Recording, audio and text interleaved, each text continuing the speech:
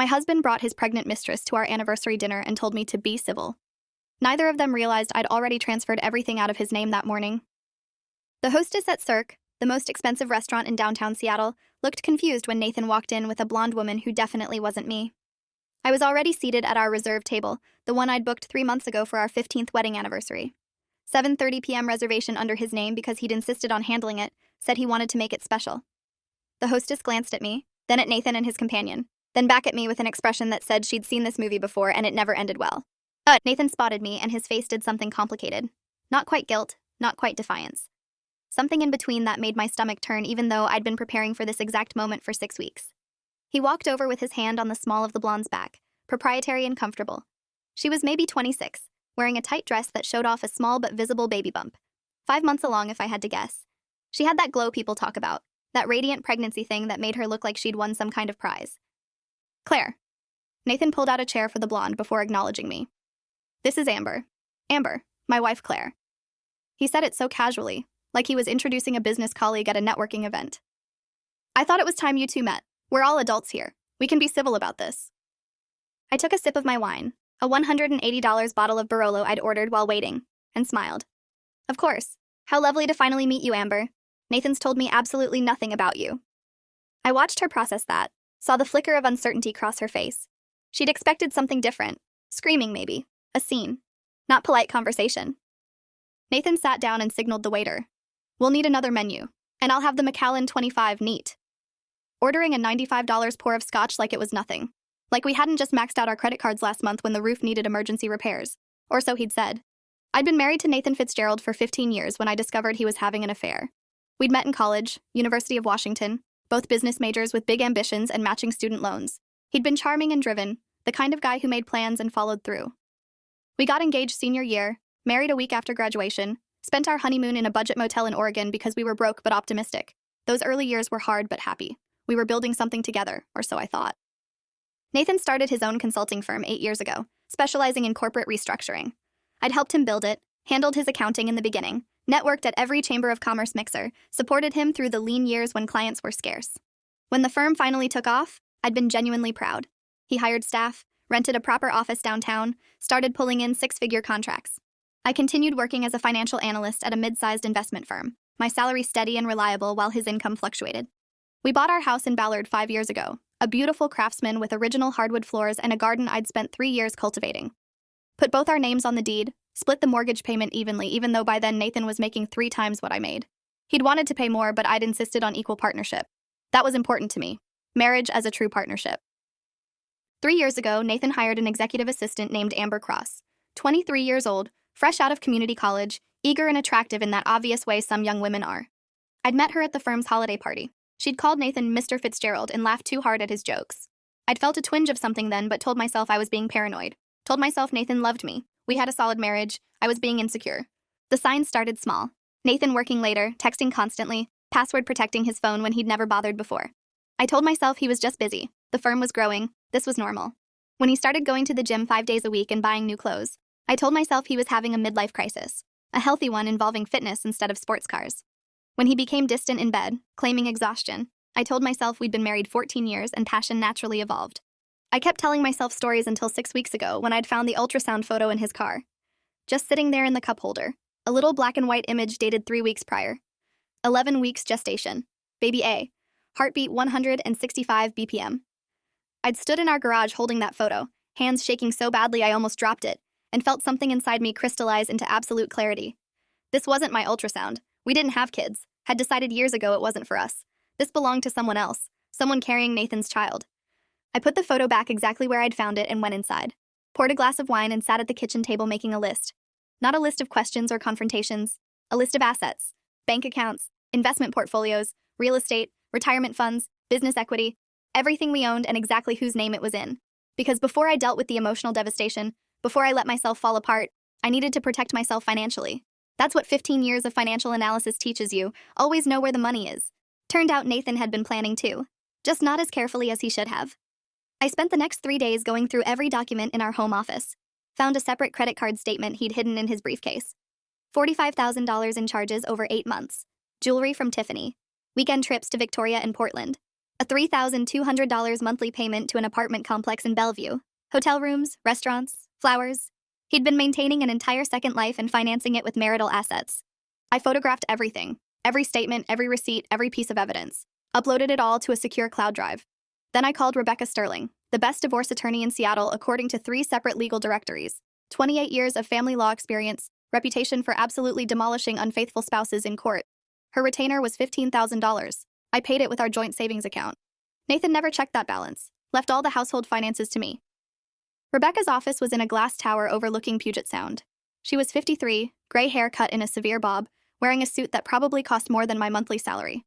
She reviewed my documentation for 2 hours, occasionally making notes in a leather portfolio. When she finished, she looked at me with something approaching respect. "Mrs. Fitzgerald, you've done my job for me. This is the most thorough evidence compilation I've seen from a client in years. The separate credit card, the apartment payments, all of it funded with marital assets while you were contributing equally to household expenses. In Washington, that's dissipation of marital funds. He's going to have to pay that back in the division." "How quickly can we move on this?" "That depends on what you want. Quick and quiet, or thorough and public?" "Thorough. And I want him to pay for every single dollar he spent on her." Rebecca smiled, and it wasn't a nice smile. "Then we'll need to act strategically. Washington is a no-fault state, so the affair itself doesn't matter for the divorce, but the financial misconduct does. We'll file a motion for temporary restraining orders preventing him from accessing or transferring any marital assets. We'll get a forensic accountant to trace every dollar he spent, and we'll depose the mistress if necessary to establish the timeline and extent of the relationship." "When do we start?" "As soon as you're ready, but I need to ask. Are you sure? Once we file, there's no putting this back together. Your marriage is over." I thought about the ultrasound photo, about Nathan texting someone at 11 p.m. claiming it was a client, about the way he'd stopped really looking at me sometime in the past year, like I'd become furniture in my own house. My marriage was over the moment he decided to cheat. I'm just making it official. Rebecca filed the divorce petition the next morning, Friday morning, April 12th. We also filed for emergency temporary orders freezing all joint accounts and preventing Nathan from transferring any marital property. We had a hearing scheduled for the following Thursday. Until then, legally, neither of us could touch anything. Except I'd already touched everything. Because Washington is a community property state, meaning everything acquired during marriage is jointly owned regardless of whose name it's in. And there's a little-known provision that allows either spouse to transfer jointly held assets into their sole name right up until the moment divorce papers are filed. After filing, you need court permission. Before filing, you're just managing community property. And so that Friday morning, before Rebecca filed the petition, I'd spent 3 hours at our bank with Thomas Blackwell, a financial advisor I'd consulted 2 weeks earlier. Thomas was 46, 23 years in wealth management, specialized in high-net-worth divorces. He'd helped me understand exactly what I could legally do. We had $180,000 in joint savings. I transferred $90,000 to a new individual account in my name at a different bank. Left the other $90,000 for Nathan. Community property split 50-50ths. We had a joint investment portfolio worth $340,000. I liquidated my half, $170,000, moved it to an IRA in my name, left his half alone. The house was trickier. We both owned it, both on the deed and mortgage. I couldn't transfer that, but I could document every single mortgage payment I'd made, every property tax payment, every dollar I'd spent on maintenance and improvements. Built a paper trail showing I'd contributed just as much as Nathan despite his higher income. That would matter in the final division. Nathan's consulting firm was worth approximately $1.2 million according to the business valuation I'd commissioned. That was community property too, built during our marriage with marital effort and funds. I couldn't transfer that, but I could make sure I got my fair share in the divorce. His 401k had $280,000. My 401k had $190,000. Both community property, both subject to division. By the time the divorce papers were filed at 10:47 a.m. that Friday, I'd legally secured my half of every liquid asset we owned. Nathan would find out when he was served later that day. I'd imagined his reaction, the shock, the anger, the indignation that I'd dared to protect myself financially. What I hadn't imagined was him bringing his pregnant mistress to our anniversary dinner and expecting me to be civil about it. And Amber was looking between Nathan and me with growing discomfort. Maybe this wasn't a good idea. We could reschedule. No, Nathan waved dismissively. We're here. We're celebrating. It's my anniversary after all. 15 years. That's worth acknowledging even if the marriage is ending. Is it ending? I asked sweetly. I hadn't heard that officially. From you, I mean. Served with papers this afternoon, was it? How did that feel? His jaw tightened. You didn't waste any time. Neither did you. How far along is Amber? 5 months? Let's see. That means you conceived in November? Right around Thanksgiving. That was a nice long weekend you spent in Portland for that client emergency. Was that when it happened? Amber's face went red. Nathan's went carefully blank. Claire, this isn't appropriate dinner conversation. Oh, I'm so sorry. What should we talk about instead? The weather? Your growing business? The $45,000 you spent on your mistress using our money? I pulled out my phone and opened my photos. Showed him a picture of the credit card statement. Want to explain this to Amber? Does she know you're financing this relationship with your wife's money? Amber looked at Nathan. You said you were separated. You said Claire knew and was fine with everything. I laughed, couldn't help it. Separated? We live in the same house, Amber. Sleep in the same bed. Well, we did until this morning when I moved my things to the guest room. Did he tell you we were separated when he was coming home to me every night? Nathan? Amber's voice was small now, uncertain. Nathan reached for her hand. It's complicated. Claire and I have been having problems for years. The marriage has been over and everything but paperwork. I was waiting for the right time to make it official. The right time being after you knocked up your assistant? I took another sip of wine. Tell me, Amber, did he mention he spent $3,200 a month on an apartment for you? That's marital funds, by the way. He'll have to pay that back to me in the divorce settlement. Every penny he spent on you comes out of his share. The waiter appeared, looking deeply uncomfortable. Are we ready to order? I'll have the diver scallops to start and the Wagyu ribeye, I said. Medium rare, and another bottle of this Barolo. Might as well enjoy dinner. I'd earned it, Nathan ordered mechanically. Amber said she wasn't hungry, just wanted water. The waiter fled. You're being vindictive, Nathan said quietly. I expected better from you. You expected me to what, exactly? Smile and accept being cheated on? Thank you for the heads up that you're leaving me for your 26-year-old pregnant assistant? Wish you well and quietly disappear? I leaned forward. You underestimated me, Nathan. Badly. The asset transfers were underhanded. My lawyer says we can contest them. Your lawyer is wrong. Check Washington community property law. I acted legally within my rights as a spouse to manage community assets before divorce filing. The fact that you didn't think to protect yourself isn't my problem. He pulled out his phone, started typing. I knew what he'd find. That afternoon after being served, he'd have tried to access our accounts. Found half the savings gone, half the investments liquidated, everything legally transferred hours before the petition was filed. He'd have called his lawyer, probably some divorce attorney less experienced than Rebecca, and been told there wasn't much he could do about transfers made before filing. This is why I wanted you to meet Amber. Nathan put his phone down. So we could handle this like adults. Work out a fair settlement without destroying each other. Fair? You want to talk about fair? I pulled up another photo on my phone. The apartment lease in Bellevue with Amber's name on it, Nathan listed as guarantor, dated 10 months ago. You've been planning this for almost a year, maintained an entire separate household, got your mistress pregnant, spent tens of thousands of our dollars on her, and now you want fair? Amber stood up abruptly. I need to use the restroom. She walked away quickly, one hand on her stomach. Nathan watched her go, then turned to me with real anger in his eyes. You're trying to ruin this. We could have handled this privately. You brought your pregnant mistress to our anniversary dinner and I'm the one ruining things? I couldn't believe what I was hearing. What did you think would happen here, Nathan? That I'd smile and nod and agree to a quick divorce so you could play happy family? That I'd just accept losing half of everything I helped build because you fell in love with someone else? It's not about the money. It's always about the money. You spent $45,000 of our money on her. You maintained a separate apartment, took trips, bought jewelry, all while telling me we needed to be careful with expenses because the firm was going through a rough patch. You lied to me for at least a year, probably longer. And you did it all while spending money that was half mine. The scallops arrived. I started eating. They were perfect, butter soft and caramelized. Worth every dollar of the $48 price tag. Nathan stared at his untouched salmon. How did you find out? He asked finally. The ultrasound photo in your car. 3 weeks ago. Very careless, leaving that where I could find it. And you've been planning this whole thing since then? The lawyer, the asset transfers, all of it? I spent 2 weeks documenting everything first. Every receipt, every statement, every lie. Then I consulted with professionals. Thomas Blackwell helped me understand my financial options. Rebecca Sterling explained my legal rights. Dr. Lisa Yamamoto, forensic accountant with 26 years of experience tracing hidden assets, is currently going through every transaction you've made in the past 2 years. She's very thorough. Nathan's face went pale. You hired a forensic accountant? Did you really think I wouldn't? You're a financial consultant, Nathan. You know how to hide money. I needed an expert to find it all. And she's finding quite a bit. That $45,000 in credit card charges, that's just what I found on my own. Dr. Yamamoto has identified at least $80,000 in additional transfers from your business accounts. Personal expenses charged to the firm, bonuses you paid yourself without telling me, consulting fees paid to a shell company that appears to be you paying yourself. It's all community property, and it's all subject to division. That's business income, not marital. The business was started during our marriage. I helped build it. Community property. Dr. Yamamoto has a very detailed report explaining exactly how much the business is worth and how much of it I'm entitled to. Would you like to see it? Amber returned, looking shaky. She sat down but wouldn't meet my eyes. Nathan reached for her hand again, trying to comfort her. but she pulled away. "Did you lie to me?" Amber asked him quietly. "About being separated?" "It's complicated," Nathan repeated. "It's really not. I finished my scallops and signaled for the wine. He's married, he cheated, he got caught, now he's trying to manage the damage. Classic playbook." "I love her," Nathan said, looking at Amber. "That's not a lie. I love you and I want to build a life with you. The baby, everything. That's real." "Built on my money," I added. "Don't forget that part." The ribeye arrived. I cut into it, watched the pink center bleed onto the plate. Perfectly cooked. I took a bite and nearly moaned.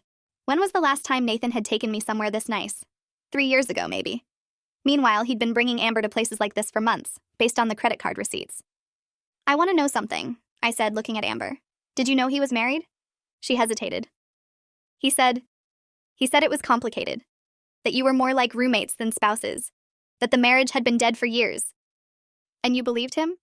I wanted to. Her voice was barely a whisper. "He was so convincing. And I thought I was different. Special." "You are different. You're pregnant.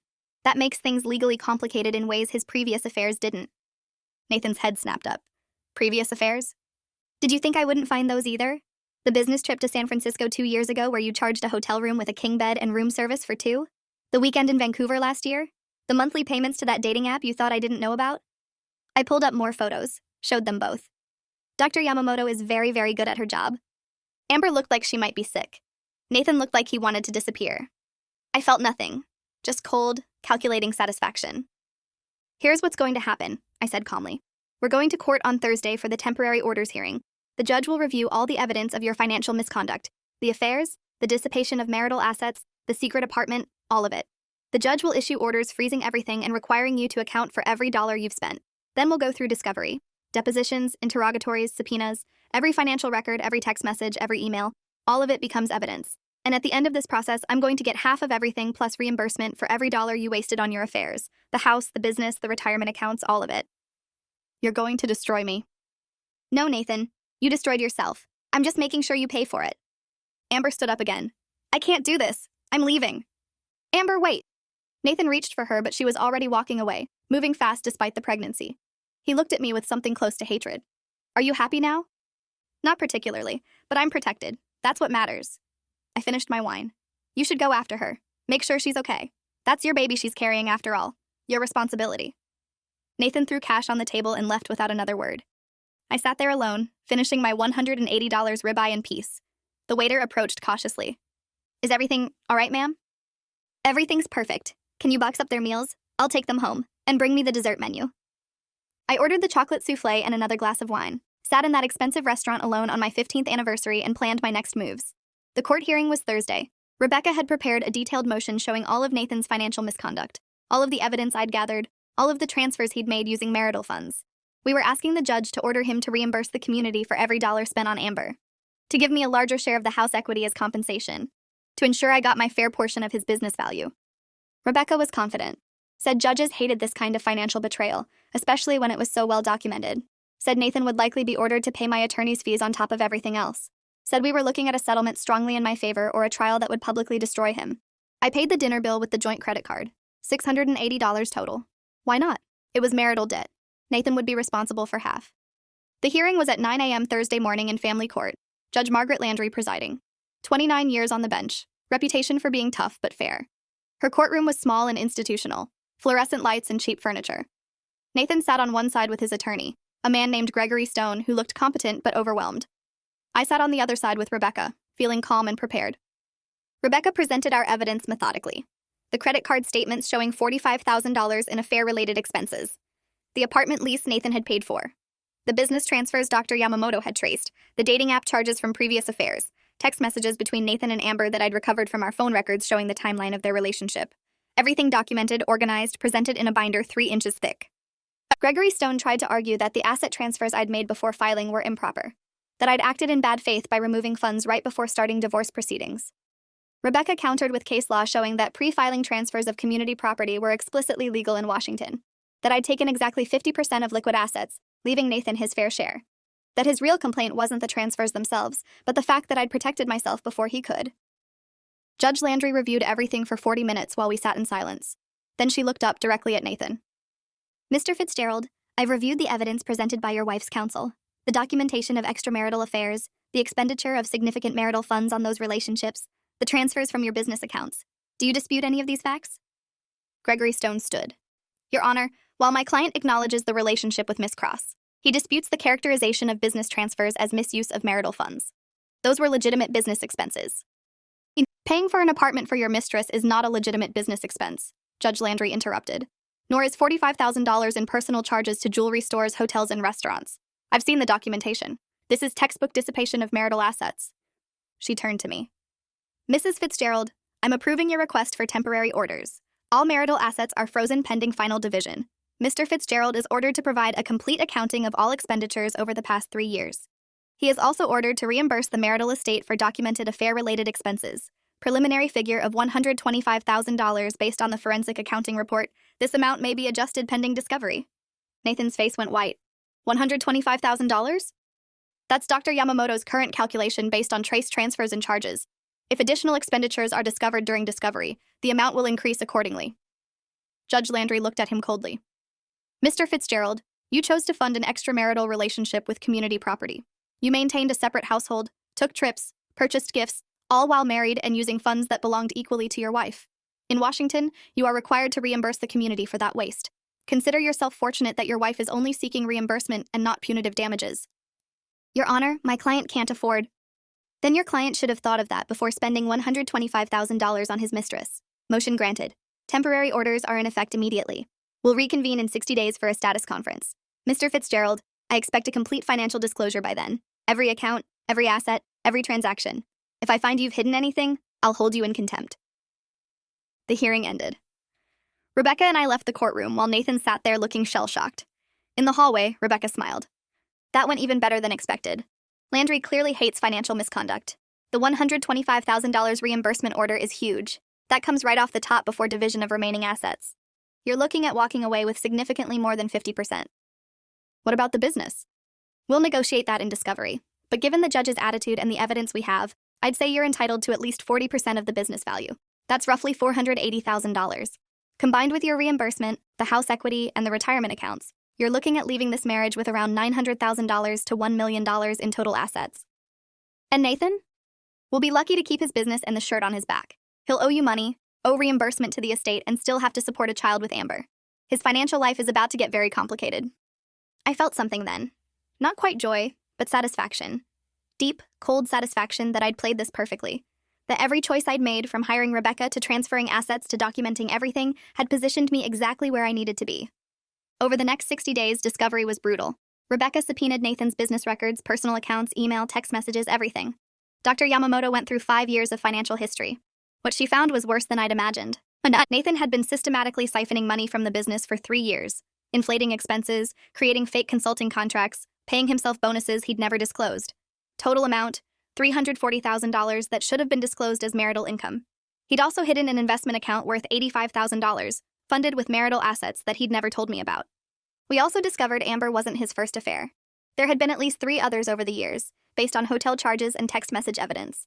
None had lasted like Amber, none had resulted in pregnancy, but the pattern was clear. Nathan was a serial cheater who'd been lying to me for years. Rebecca filed an amended motion requesting that all of the hidden assets and undisclosed income be added to the marital estate and subject to division. She also requested that I receive 60% of total assets rather than 50% due to Nathan's pattern of financial misconduct and fraud. And she requested that Nathan pay all of my attorney's fees, which had now reached $48,000. Nathan's attorney tried to fight it, argued that some of the business transfers were legitimate, that the hidden account was for business purposes, that the affair-related expenses were exaggerated. But the evidence was overwhelming. Dr. Yamamoto's report was 127 pages of detailed financial analysis showing exactly where every dollar had gone. There was no wiggle room. The settlement conference was scheduled for early July, 3 months after I'd filed for divorce. We met in a conference room at Rebecca's office. Nathan looked terrible. He'd lost weight, had dark circles under his eyes, looked like he hadn't slept in weeks. His attorney looked resigned. Rebecca laid out our settlement proposal. Nathan would keep his business but pay me $520,000 for my share of the equity. I would keep the house. He would pay me $125,000 reimbursement for affair-related expenses. We would split retirement accounts 60-40 in my favor. He would pay all of my attorney's fees. Total payout to me, approximately $1.1 million in assets and cash payments. Gregory Stone looked at the proposal and shook his head. My client doesn't have $520,000 liquid. The business valuation might be $1.2 million, but that doesn't mean he can access that cash. Then he'll need to take out a business loan, or sell the business, or work out a payment plan. But the valuation is accurate and Mrs. Fitzgerald is entitled to her share. Rebecca's voice was ice cold. The alternative is we go to trial and let Judge Landry decide. Based on her reaction at the temporary orders hearing, I'm confident she'll award my client at least 60% of everything, possibly more. Plus, she'll likely order punitive sanctions for the hidden assets and fraudulent transfers. Your client will end up in a worse position than this settlement offers. Nathan looked at me directly for the first time since the hearing. This will destroy me financially. The business loan, the house sale, all of it. I'll be starting over from nothing at 42 years old. No, you should have thought of that before you cheated, I said quietly. Before you lied. Before you spent our money on other women. This is the consequence of your choices. What about Amber, the baby? What about them? I have child support to pay, responsibilities. This settlement leaves me with almost nothing. Again, not my problem. You created this situation. You owe me reimbursement for what you stole. You owe me my share of assets I helped build. The fact that you also have other financial obligations doesn't change what you owe me. He signed the settlement agreement that afternoon. Didn't have much choice. The alternative was trial, more legal fees, and almost certainly a worse outcome. The judge signed off on it 2 weeks later. The divorce would be final in 90 days. I moved out of the Ballard house in August, bought a condo downtown with water views and no memories of Nathan. Amber had the baby in September, a girl. I know because Nathan posted about it on social media, one of those generic, blessed posts that made me roll my eyes.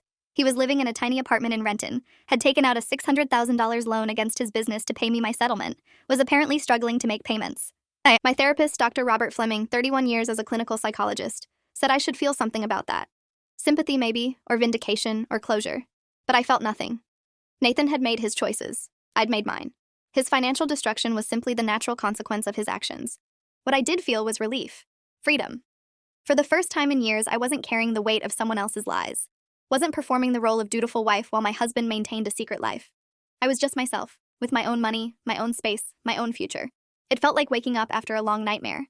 I got a promotion 6 months after the divorce finalized. Senior financial analyst, $40,000 raise, management responsibilities. Started dating again, cautiously. Took a solo trip to Italy and didn't have to check in with anyone. Bought art for my condo because I liked it, not because it matched Nathan's aesthetic. Small freedoms that added up to a completely different life. Rebecca called me a year after the divorce finalized. Said she'd gotten a call from Gregory Stone. Nathan was asking if I'd consider renegotiating the payment plan for my settlement. He was drowning financially. The business was struggling. Child support for Amber's baby was eating what little income he had left. He wanted to pay me less per month over a longer term. I told Rebecca no. Told her the settlement was final and I expected every dollar on the schedule we'd agreed to. If Nathan was struggling, that was unfortunate, but not my concern. He'd had no problem spending my money on his mistress. He could figure out how to pay me what he owed. 2 months later, I heard through mutual friends that Nathan and Amber had split up. The stress of his financial situation, the reality of parenting, the fact that their relationship had been built on lies and fantasy rather than real compatibility. She'd moved back in with her parents, was fighting for more child support, was apparently telling anyone who would listen that Nathan had ruined her life. I felt nothing about that either. They'd both known what they were doing. They'd both chosen to build a relationship on the destruction of my marriage. The fact that it hadn't worked out was poetic justice, but not something I needed to celebrate. I'd already won, already gotten everything I wanted. The final payment from Nathan hit my account last month. 15 months of scheduled payments, everyone on time despite his struggling finances. The business loan, the payment plan, all of it fulfilled. I was officially done with Nathan Fitzgerald. No more financial ties, no more legal obligations, nothing connecting us except a shared past I'd rather forget. I took myself to dinner at Cirque that night. Same restaurant where he'd brought Amber to our anniversary dinner. Same hostess, who recognized me and gave me a knowing smile. I ordered the most expensive thing on the menu, the wine Nathan had liked, the chocolate souffle I'd eaten alone that night. This time I was celebrating. Not the end of a marriage, but the beginning of everything else. Because Nathan had been right about one thing. We could have handled the divorce like adults. We could have split things fairly, negotiated in good faith, moved on with mutual respect. But he'd chosen to bring his pregnant mistress to our anniversary dinner and tell me to be civil. He'd chosen to underestimate me, to assume I'd be too emotional, too hurt, too passive to protect myself. That was his mistake, and it cost him everything. Thanks for watching till the end. Make sure to subscribe and like to not miss the next story.